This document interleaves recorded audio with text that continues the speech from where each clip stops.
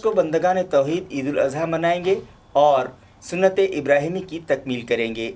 ईद उल अज़हा और सुन्नत इब्राहिमी क्या है, इसी तरह ज़िलहज्जा के पहले अशरे की अहमियत क्या है, ये जानने के लिए हमने बात की मुफ्ती मोहम्मद मोहसिन से। अल्हम्दुलिल्लाहि व कफ़ा व सलामुन अला इबादिहिल्लज़ीना इस्तफ़ा अम्मा बाद फ़अऊज़ु बिल्लाहि मिनश शैतानिर रजीम बिस्मिल्लाहिर रहमानिर रहीम लन यनालल्लाह लुहूमुहा वला दिमाउहा वलाकिन यनालुहु तक़वा मिनकुम सदक़ल्लाहुल अज़ीम। ज़िलहिज्जा का महीना जारी है। कुरान पाक में अल्लाह ताला ने वलयालिन अश्र 10 रातों की कसम खाई है।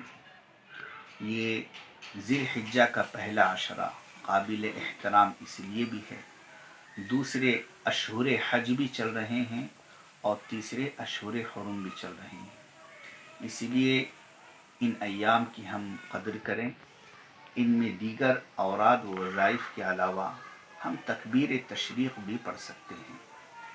दूसरा अहम मरहला हमारे सामने है कि 1 अगस्त को ईद उल अज़हा है। 1 अगस्त 10 ज़िलहिज्जा, 9 ज़िलहिज्जा यानी जुमा के दिन अरफे का दिन है। और अरफे के दिन हमारे प्यारे नबी हज़रत मोहम्मद सल्लल्लाहु अलैहि वसल्लम ने फरमाया है कि जो शख्स रोज़ा रखेगा अल्लाह ताला उसके एक पिछले और एक आइंदा 2 सालों के गुनाहों को माफ़ फरमा देंगे। इसलिए हमारे सामने बहुत ही बेहतरीन मौका है कि हम जुमा के दिन एक रोज़ा रखें, अरफे का रोज़ा। ये जो बात हमारे उर्फ़ में राइज है कि जुमा के दिन रोज़ा रखना मकरूह है, वो उस वक्त है जब सिर्फ़ और सिर्फ जुमा के दिन आदमी आम दिनों में रोज़ा रखे और उसमें कोई ख़ास बात समझे। लेकिन ये जो मौका है, यहाँ पर जुमे के दिन हम अरफे की वजह से रोज़ा रख रहे हैं, इसमें कोई हरज नहीं है। एक रोज़ा जुमा के दिन हम अरफे का रखें, ये बहुत बड़े सवाब की बात है। तीसरी अहम बात हमारे सामने ये है कि तकबीर तशरीक़ हमें अय्याम तशरीक़ में पढ़नी है, यानी 9 ज़िलहिज्जा की फ़ज्र से 13 ज़िलहिज्जा के असर तक, जुमा, सनीचर, इतवार, पीर और मंगल के असर तक। जुमा की फ़ज्र से मंगल के असर तक 23 नमाज़ों में 23 नमाज़ों के बाद में हमें तकबीर तशरीक़ पढ़नी है। तकबीर तशरीक़ किन पर पढ़ना वाजिब है? हर बालिग़ मर्द औरत, चाहे वो मुकीम हो या मुसाफिर हो, चाहे वो बाजमात नमाज अदा करे या इनफरादी नमाज उन्होंने अदा की हो, नमाज ख़त्म होते ही एक मरतबा मर्द बआवाज़ बुलंद और औरतें आहिस्ता तकबीर तशरीक़ पढ़ेंगे और ये पढ़ना वाजिब है। अल्लाहु अकबर, अल्लाहु अकबर, ला इलाहा इल्लल्लाहु वल्लाहु अकबर वलिल्लाहिल हम्द। इसके बाद में चौथी बात, ईद उल अज़हा के जो आदाब है वो हमारे जहन में रहने चाहिए कि ईद के दिन हम ईद की नमाज की तैयारी में लग जाए। ईद उल अज़हा की नमाज जल्दी पढ़ना बेहतर है, चुनांचे हम इसके लिए पहले मिसवाक करें, वज़ू नमाज वाला वज़ू करें, गुस्ल करें और हमारे पास जो अच्छे कपड़े हैं हम वो कपड़े पहनें। और ईद की नमाज से पहले कुछ न खाना ये बेहतर है। ईद की नमाज के बाद अल्लाह की जानिब से आज जो हमारी मेहमान नवाजी की गई है कुर्बानी के जानवर से, हम उससे खाएं। ईद उल अज़हा चूँकि इस वक्त लॉकडाउन में आई है, इसलिए इससे मुताल्लिक़ 5वीं बात हमारे जहन में रहनी चाहिए कि ईद उल अज़हा हम अपने घरों में भी अदा कर सकते हैं, लेकिन इसके लिए 3 बुनियादी बातें हमारे जहन में रहें। पहली बात, शहर या ऐसी बड़ी आबादियाँ जहाँ जुमा अदा किया जाता हो, वहाँ ईद की नमाज अदा करना घरों में भी दुरुस्त है। दूसरी शर्त इसमें यह है कि इमाम साहब के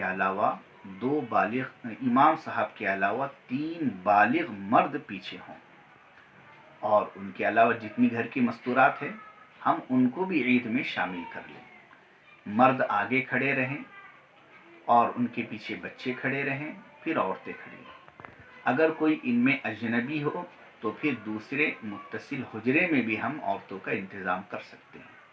لیکن عید کی نماز جس طرح جب گھروں میں ہو رہی ہے تو مرد حضرات عید کی نماز پڑھ رہے ہیں، عورتیں بھی عید کی نماز پڑھیں گی. تیسری شرط اس میں یہ ہے کہ عید کا خطبہ ہوگا. عید کی نماز ادا کی جائے گی، جو اس کا طریقہ ہے کہ نیت کی جائے گی میں عید کی واجب نماز پڑھتا ہوں 6 زائد تکبیروں کے ساتھ اللہ رب العزت کے لیے. اور اس کے بعد میں عید کا طریقہ مشہور و معروف ہے. صرف اس میں یہ زائد تکبیریں، جو زائد تکبیریں پہلی رکعت میں قرات سے پہلے ہیں اور بعد والی رکعت میں قرات کے بعد میں. عید کی نماز کے بعد میں خطبہ ہوگا. اس کے بعد میں اور چند اس وقت میں اہم باتیں ہمارے ذہن میں رہنی چاہیے.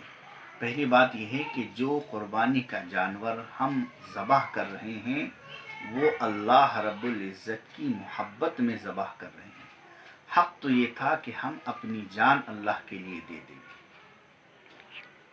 حضرت ابراہیم علیہ السلام نے اپنی جان سے زیادہ عزیز بیٹے اسماعیل علیہ السلام کی قربانی دی تھی. جان دے دی، دی ہوئی اسی کی تھی. جان دے دی، دی ہوئی اسی کی تھی. حق تو یہ ہے کہ حق ادا نہ ہو سکا. تو حق تو یہی تھا، لیکن اللہ تعالیٰ نے قربانی کے جانور کو اس کے لیے بدل بنا دیا.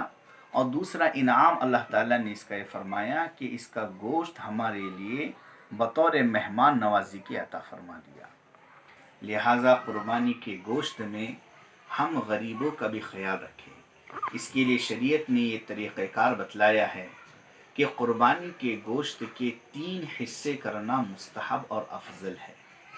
ایک حصہ ہم اپنے گھر کے لیے رکھیں، دوسرا حصہ اپنے رشتہ داروں دوست احباب کے لیے رکھیں، اور تیسرا حصہ ہم غریبوں کے لیے رکھیں. خصوصاً ہمارے برادران وطن نان مسلم بھائی جو ہمارے اڑوس پڑوس میں رہتے ہیں، ہم ان کو بھی قربانی کا گوشت دے سکتے ہیں. نان مسلم بھائیوں کو بھی ہم قربانی کا گوشت دے سکتے ہیں. ہم اس بات کو ذہن میں رکھیں. اس وقت جو حالات چل رہے ہیں ان حالات میں ایک اہم ترین ہماری ذمہ داری یہ ہوتی ہے کہ ہم اس وقت عید کے موقع پر ملک میں امن و آشتی، پیار و محبت، آپسی یکجہتی کا پورا خیال رکھیں. خاص طور پر جو احتیاطی تدابیر ہمیں بتلائی جا رہی ہے حکومت کی جانب سے، ہم ان کا بھی پاس و لحاظ رکھیں. اللہ رب العزت سے دعا ہے اللہ تعالیٰ ان ضروری باتوں کا لحاظ رکھتے ہوئے ہمیں عید کی نماز اور عید کی خوشیاں عطا فرمائے. عید کے دن ایک اہم ترین چیز یہ بھی ہے کہ ہم اپنے مسلمان اپنے بھائیوں کو عید کی مبارکبادی، عید کی خوشیاں، عید کی دعائیں، اللہ رب العزت سے ان کے لیے رحمتوں اور برکتوں کی دعائیں کرے. اللہ تعالی ہماری عید کو قبول فرمائے، اور اللہ تعالی جو اس وقت ناموافق حالات چل رہے ہیں اللہ تعالیٰ ان کو بہتر حالات سے تبدیل فرمائے.